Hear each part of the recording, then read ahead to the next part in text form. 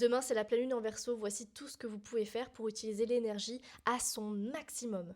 Sachez qu'il y a certaines choses que vous allez pouvoir faire dès ce soir, comme par exemple faire de l'eau de lune. Étant donné que l'énergie de la lune sera à son apogée à 16h35 demain, l'énergie de la lune elle est déjà croissante dès maintenant. Donc pour faire de l'eau de lune, vous allez pouvoir utiliser son énergie croissante durant toute la nuit de cette nuit. Prenez un récipient, vous mettez de l'eau dedans, vous allez placer ce récipient dehors toute la nuit, donc soit de cette nuit à demain, soit de demain à après-demain, et vous récupérez le récipient avant le lever du soleil. Ça c'est très très important. Et à partir de là, vous aurez une eau de lune que vous pourrez utiliser pour vos plantes, pour vos cheveux, pour vos manifestations, pour plein de choses. La deuxième chose à faire, ça va être dès aujourd'hui jusqu'à demain avant 16h35, parce que une fois que la pleine lune elle commence à décroître, ce que je vais vous dire, ça fonctionne plus très bien. C'est de vous couper les cheveux, parce que on entend souvent de se couper les cheveux à la pleine lune, certes c'est vrai, mais il faut se couper les cheveux lorsque la lune elle est encore croissante. Si la lune elle commence à décroître, on n'est plus dans l'énergie que l'on recherche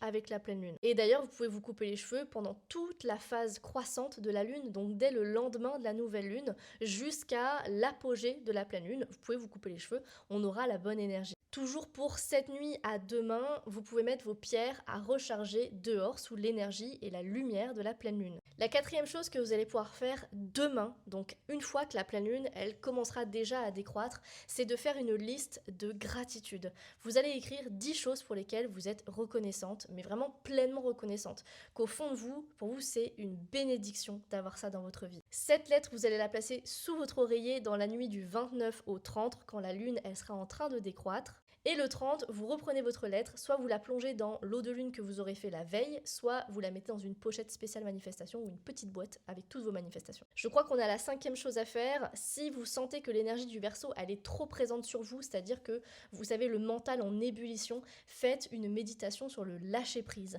Sachez qu'il y en a une qui est disponible sur ma boutique en ligne. Allez dans le menu méditation et vous allez tout trouver. Mais ça va vraiment vous permettre de vous détendre parce que le Verseau, il active tellement le mental, et je sais de quoi je parle, que ça peut être fatigant. La sixième chose à faire, ce sont des rituels en lien avec l'énergie de la pleine lune. Alors soit de la pleine lune, soit de la pleine lune en Verseau bien précisément. Dans mon application Mon Guide Lunaire, vous avez le rituel pour la pleine lune en Verseau bien précisément. Mais sinon, après, vous pouvez avoir dans tous mes autres livres des rituels en lien avec la pleine lune. Par exemple, dans Mystère de Lune, vous avez le rituel de révélation que l'on fait lors des pleines lunes, et ça, c'est génial pour la pleine lune en Verseau. Et si vous voulez savoir qu'est-ce qu'il vaut mieux éviter de faire lors d'une pleine lune en Verseau, je vous laisse télécharger mon application Mon Guide Lunaire. C'est gratuit, vous n'avez pas à payer pour avoir ces informations. Je vous ai tout écrit, comme ça, vous évitez d'utiliser les mauvaises énergies.